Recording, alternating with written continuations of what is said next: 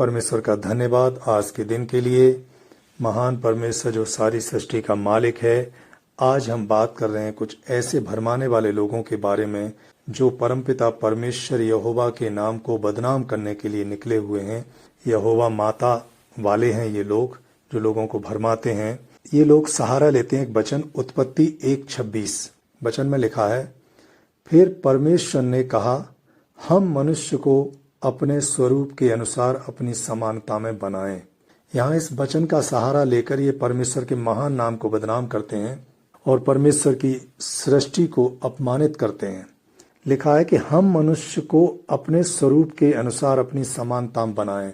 ये हम शब्द जो लेते हैं, हम का मतलब निकालते हैं कि परमेश्वर स्वर्ग में अकेला नहीं है, वहाँ पे एक माता भी है और वो माता का नाम ये देते हैं पवित्र आत्मा को। इस तरह से ये यहोवा परमेश्वर और माता दोनों को मिला के एक जोड़ा बना देते हैं, यानी महान परमेश्वर को सांसारिक मनुष्य की तरह उसकी तुलना कर देते हैं। अब आइए देखते हैं परमेश्वर के बारे में। इफिसियों 4:6 जब परमेश्वर का वचन हम देखते हैं, लिखा है और सबका एक ही परमेश्वर और पिता है जो सबके ऊपर सबके मध्य में और सब में है। यानी परमेश्वर का वचन कहता है कि परमेश्वर एक ही है, अकेला है, वो हमारा पिता है, वो स्वर्ग में है, उसकी उपस्थिति हमारे मध्य में होती है और हमारे हृदयों में वास करता है। और यूहन्ना 4:24 देखते हैं, लिखा है कि परमेश्वर आत्मा है और अवश्य है कि उसकी आराधना करने वाले आत्मा और सच्चाई से उसकी आराधना करें। यानी परमेश्वर के बारे में लिखा है कि वो आत्मा है, यानी परमेश्वर एक स्पिरिट है। परमेश्वर कोई हाड़ मांस नहीं है। जब वो आत्मा है तो उसे पत्नी की आवश्यकता नहीं है। लेकिन ये लोग परमेश्वर के पवित्र नाम को एक स्त्री के साथ जोड़ के अपमानित करते हैं। और इनके इतने बड़े अपमान के बावजूद ये लोग जिंदा कैसे हैं? जब हम परमेश्वर का वचन निर्गमन 9:15 देखते हैं, लिखा है कि मैंने तो अभी हाथ बढ़ाकर तुझे और तेरी प्रजा को मरी से मारा होता और पृथ्वी पर से तेरा सत्यानाश हो गया होता, परंतु सचमुच मैंने इसी कारण तुझे बनाए रखा है कि तुझे अपनी सामर्थ दिखाऊं और अपना नाम सारी पृथ्वी पर प्रसिद्ध करूं।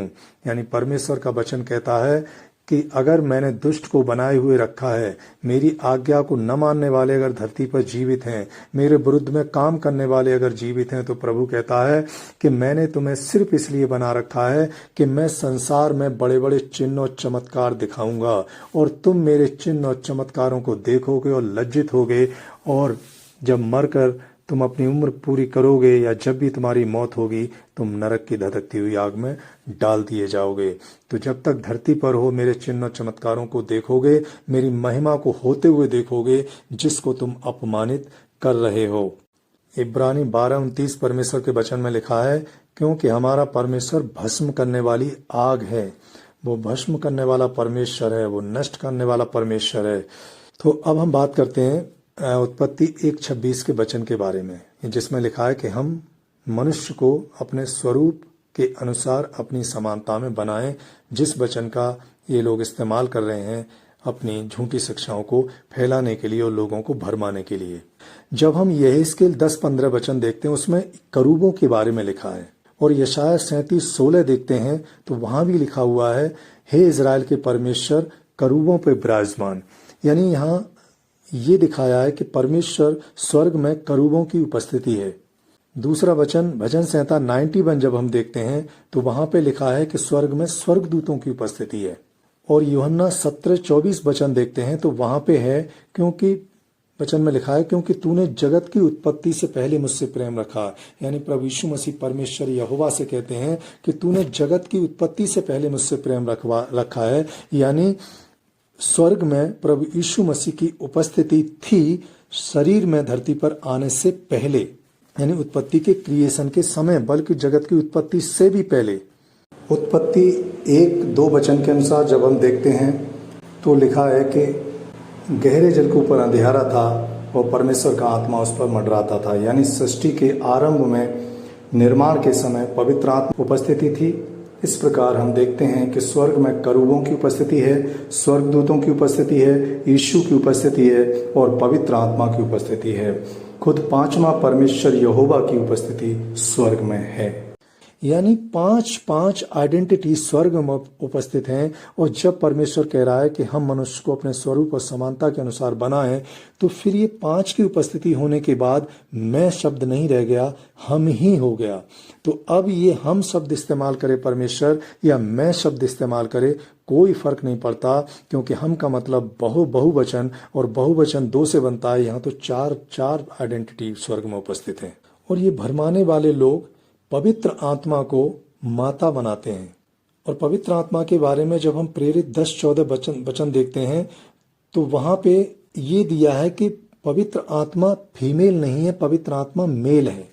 जब पवित्र आत्मा मेल है तो वो माता नहीं हो सकता, यानी परमेश्वर की पत्नी नहीं हो सकता। इसलिए यहेजकेल 22-26 परमेश्वर के वचन में लिखा है कि उनके याजकों ने मेरी व्यवस्था का अर्थ खींच खांच करके लगाया है। यानी परमेश्वर का वचन कह रहा है कि जो भटके हुए लोग हैं, जो भटके हुए लोग परमेश्वर के वचन को प्रचार करने के लिए निकले हुए हैं, उनके बारे में लिखा है कि ये लोग मेरी व्यवस्था का, मेरे शब्दों का और मेरी वचनों का अर्थ खींच खांच करके लगाते हैं। यानी अपनी इच्छा के अनुरूप, अपनी बुद्धि और अपनी समझ और अपनी अज्ञानता के कारण उस अर्थ को बिगाड़ कर इसको इस्तेमाल कर रहे हैं। यानी जो नहीं कहा गया है परमेश्वर के वचन में, उसको वो कहना चाहते हैं। इसलिए ऐसे लोगों के बारे में लुक्का 12:10 परमेश्वर के वचन में लिखा है कि यदि कोई परमेश्वर के पुत्र का अपमान करे तो उसका ये अपराध क्षमा किया जाएगा, परंतु यदि कोई पवित्र आत्मा की निंदा करे तो उसका ये अपराध क्षमा नहीं किया जाएगा। यानी प्रभु कहता है कि यदि कोई मेरा अपमान करता है, यूहन्ना 5 में प्रभु ने कहा है कि मैं मनुष्यों से आदर नहीं चाहता। यदि यीशु के बारे में कोई कुछ बोलता है तो ये उसका अपराध, पाप क्षमा किया जा सकता है, लेकिन पवित्र आत्मा का अपमान परमेश्वर कहता है कि ना तो इस लोक में और ना स्वर्ग लोक में ये अपराध ऐसा है जो क्षमा नहीं किया जाएगा।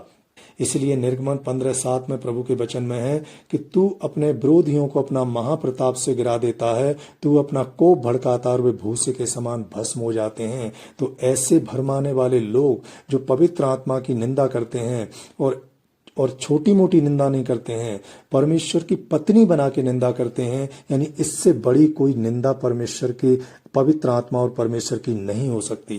तो कहता है कि ये लोग भस्म हो जाएंगे, जैसे भूसे में आग लगती है और वो एक जगह पानी डालो दूसरी जगह निकल जाती है, दूसरी जगह पानी डालो तीसरी जगह निकल जाती है, यानी उसी तरह से ये लोग एक दिन भस्म हो जाएंगे।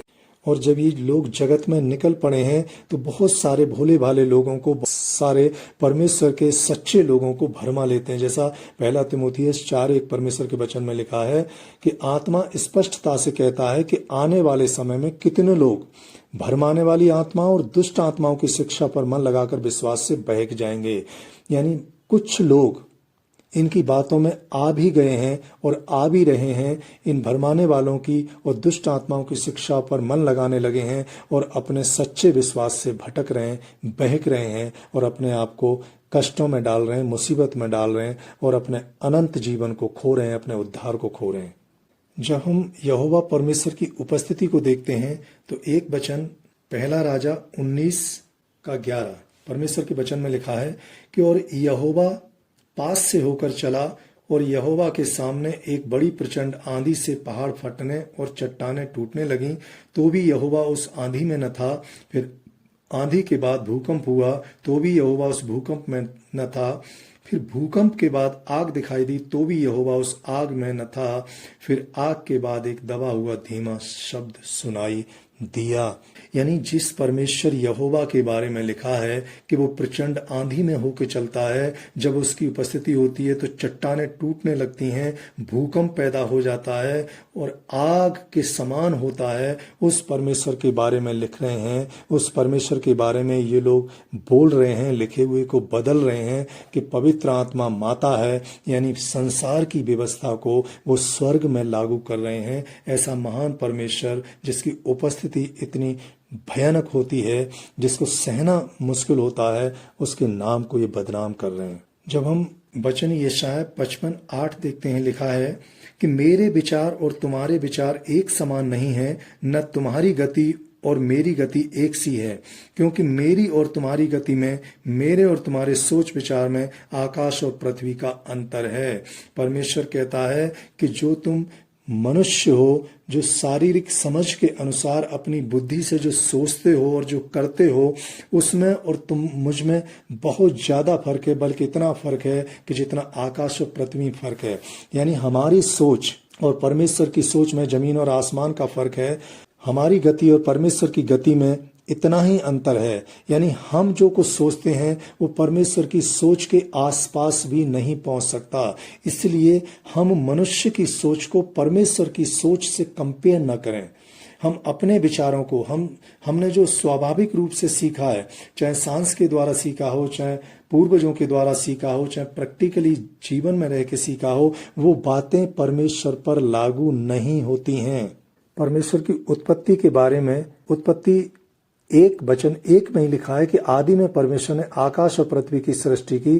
पृथ्वी बेडौल और सुनसान पड़ी हुई थी और गहरे जल के ऊपर अंधेरा था और परमेश्वर का आत्मा जल के ऊपर मंडराता था। यानी प्रभु ने जब सृष्टि की रचना की तो अपने वचन के द्वारा सृष्टि की रचना की। परमेश्वर के पवित्र आत्मा की उपस्थिति जल पर थी और शब्द जब बोले गए परमेश्वर के द्वारा तो सृष्टि का निर्माण शुरू हुआ। यानी परमेश्वर ने सृष्टि के निर्माण के लिए किसी सहारे की आवश्यकता नहीं है। किसी सृष्टि के निर्माण के लिए किसी स्त्री की परमेश्वर को जरूरत नहीं थी। इब्रानी 11:3 परमेश्वर के वचन में लिखा है कि विश्वास ही से हम जानते हैं कि सारी सृष्टि की रचना परमेश्वर के वचन के द्वारा हुई है, पर ये नहीं कि जो कुछ देखने में आता है वो देखी हुई वस्तुओं से बना हो। यानी परमेश्वर का वचन कहता है कि जो कुछ हमें दिखाई देता है सारी सृष्टि में, सब कुछ की रचना परमेश्वर ने अपने वचन से की है और कोई भी ऐसी चीज नहीं है जो किसी देखी हुई चीज से बनाई गई हो, किसी फिजिकल चीज से निर्माण किया गया हो। यानी प्रभु के सृष्टि के बारे में लिखा है कि यदि परमेश्वर ने पेड़ पौधे अगर बनाए हैं तो पेड़ पौधे बनाने के लिए किसी नर्सरी से पौध परमेश्वर लेके नहीं आया। ये समुद्र बनाया तो परमेश्वर ने पानी किसी समरसेबिल से लेके उसमें नहीं भरा है। पहाड़ों की बर्फ को उसने जो है पैदा किया है, किसी कोल्ड स्टोर में नहीं बनाई गई है। पहाड़ों के जो पत्थर हैं, इतने ऊंचे ऊंचे पहाड़ हैं, किसी लिफ्ट से उठा के नहीं रखे गए।